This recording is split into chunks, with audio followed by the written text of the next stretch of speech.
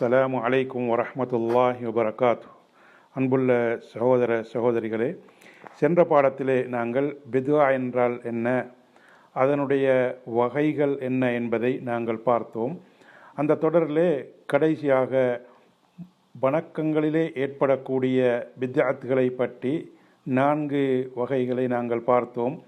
ஒன்று, மார்க்கத்திலே எந்த விதமான அடிப்படையும் இல்லாத ஒரு வணக்கத்தை ஒருவர் ஆரம்பிப்பது, அந்த வகையிலே புதியதொரு தொழுகையை ஆரம்பிப்பது அல்லது புதியதொரு நோன்பை ஏற்படுத்துவது என்பதை நாங்கள் பார்த்தோம்.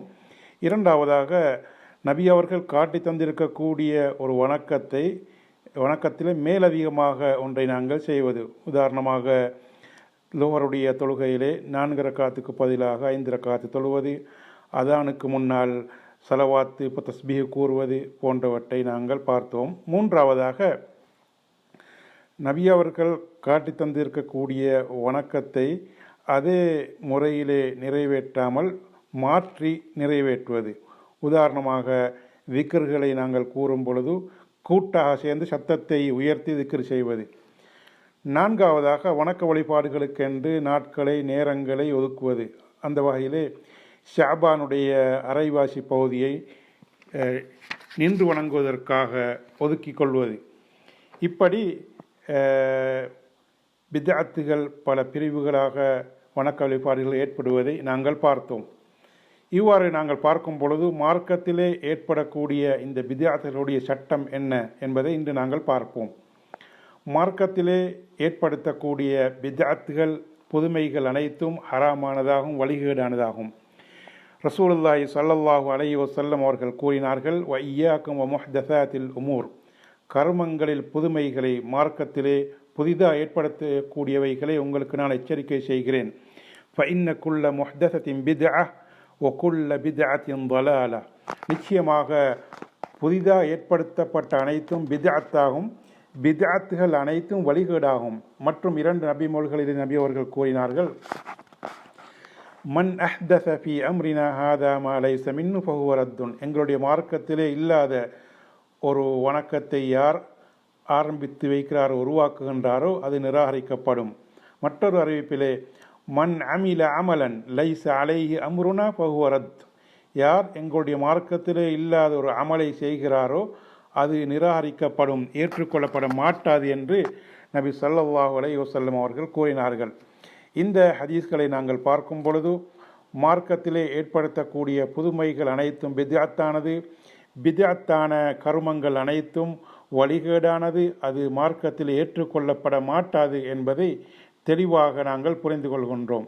இந்த அடிப்படையிலே வணக்க வழிபாடுகளிலே ஏற்படக்கூடிய பித்ஆத்துகளாக இருக்கலாம் அல்லது கொள்கை கோட்பாடுகளில் ஏற்படக்கூடிய பித்ஆத்துகளாக இருக்கலாம், அனைத்துமே ஹராமானதாகவும் தடுக்கப்பட்டதாகும். ஆனால் பித்ஆத்துடைய தன்மைக்கேற்ப அதற்குரிய சட்டமும் வேறுபடும். சில பித்ஆத்துகளை நாங்கள் பார்க்கும் பொழுது அது வெளிப்படையான இறை நிராகரிப்பாகவும் குஃபுராகும். அந்த வகையிலே கபறுகளை வலம் வருவது, இந்த உலகத்திலே தவாப் செய்வதற்கு வலம் வருவதற்குரிய ஒரே ஒரு இடம் கஅபத்துல்லா மாத்திரமாகும். ஆனால் சில இடங்களிலே கபறுகளை வலம் வருகின்றனர், தவாப் செய்கின்றனர். இது அல்லாஹு தாலாவுக்கு செய்யக்கூடிய இறை நிராகரிப்பாகும், பெரிய இணையாகும்.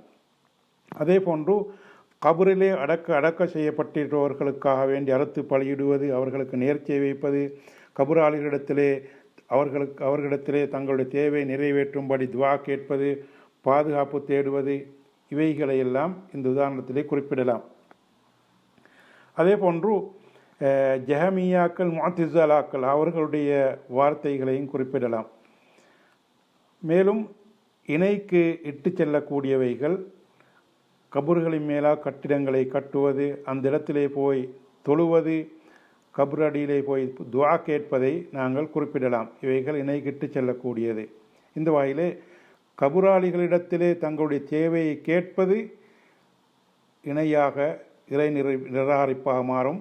ஆனால் கபரடியிலே போய் ஒருவர் அந்த கபராளியிடத்திலே தங்களுடைய தேவையை கேட்காமல் அந்த இடத்திலே துவா கேட்டால் பரக்கத் ஏற்படும் என்பதற்காக வேண்டி கபுரடியிலே போய் அல்லாஹ் தாலாவிடத்திலே துவா செய்வது, இது இணை கிட்டு செல்லக்கூடியதாகும்.